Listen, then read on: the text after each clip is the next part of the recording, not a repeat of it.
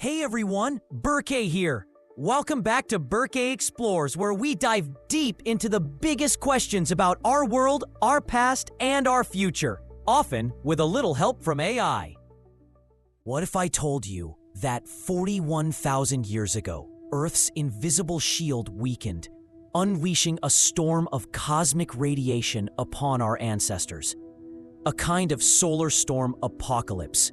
How did early Homo sapiens, people like you and me anatomically, survive while another human species, the Neanderthals, faded away around the same time? The answer might lie in something surprisingly simple: ancient sunscreen, better clothes, and finding a good cave. Stick around, because this story of survival is incredible. All right, let's set the scene. We're talking about the Late Pleistocene epoch. Roughly 41,000 years ago, something extraordinary happened: the Laschamp Excursion.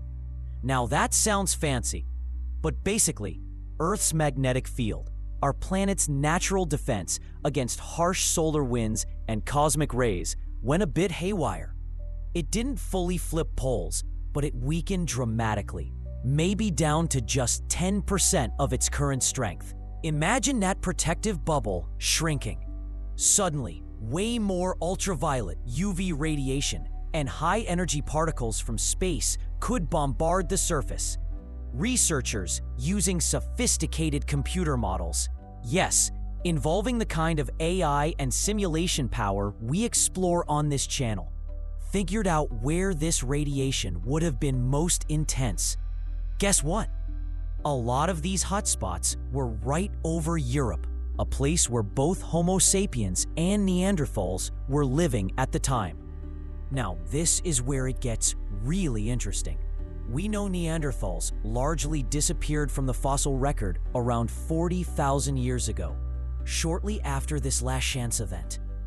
For decades, anthropologists have debated why. Was it climate change? Competition?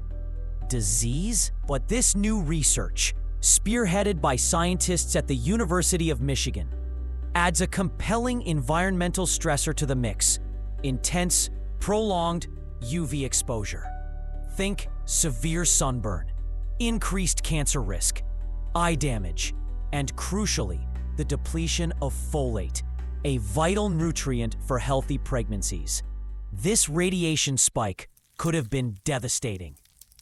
So how did our direct ancestors, Homo sapiens, potentially weather this cosmic storm?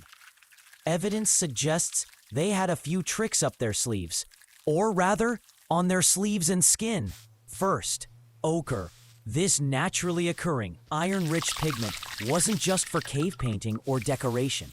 Studies show ochre acts as a pretty effective sunscreen when applied to the skin. And guess what?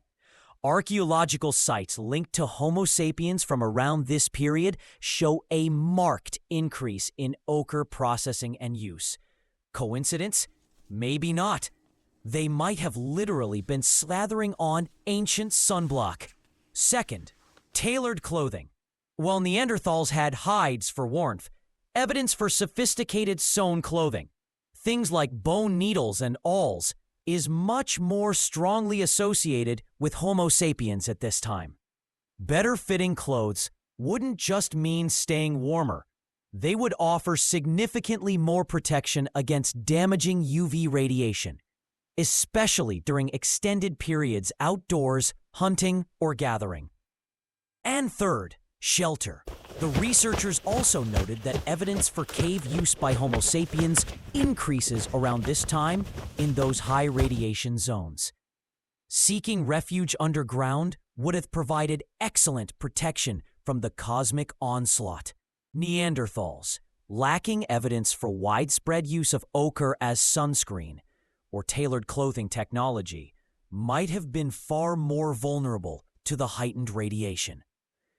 It might not be the only reason they disappeared. Science is rarely that simple. But this environmental challenge, driven by a geomagnetic event, could have been a significant factor tipping the scales in favor of the technologically adaptable Homo sapiens. This is absolutely mind-blowing stuff, right? Thinking about our ancestors facing down cosmic rays with pigment and sewing needles. If you're finding this fascinating, do me a solid and hit that like button down below. And if you haven't already, make sure you subscribe and ring the notification bell so you don't miss our future explorations into science, history, and the mysteries of our universe. What's really cool is how scientists pieced this together. They used complex computer simulations, like the Space Weather Modeling Framework, to reconstruct Earth's magnetic field and atmosphere during the Laschamp Excursion.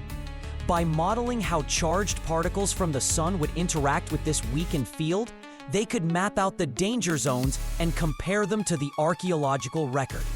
It's a brilliant example of using modern tech, even AI-driven modeling approaches, to unlock secrets of the deep past. And this isn't just ancient history. Studying events like Laschamp's helps us understand potential future threats. If a similar magnetic field weakening happened today, forget sunburn. Our satellites, communication networks, and power grids could face catastrophic failures. It's a reminder of how dynamic our planet is and how connected we are to the cosmos.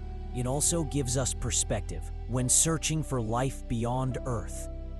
Maybe a strong magnetic field isn't an absolute requirement for life, as some believe. Life existed and adapted on Earth even when our shield was down. It just looked a bit different, and survival required ingenuity.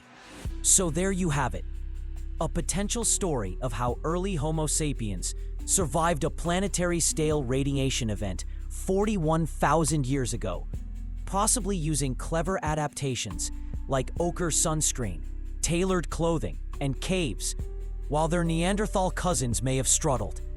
It highlights the incredible resilience and resourcefulness of our ancestors and offers a potential answer to one of paleoanthropology's biggest questions. Of course, research is ongoing, and this is one compelling piece of the puzzle. What do you think about this? Could ancient sunscreen and better clothes really have made such a difference? I'd love to hear your thoughts on this ancient survival story and human resilience in the comment section below. Let's discuss.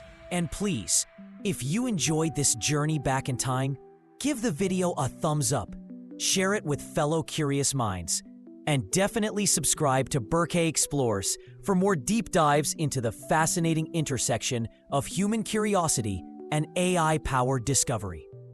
Thanks so much for watching, everyone. Stay curious, keep exploring, and I'll see you in the next video.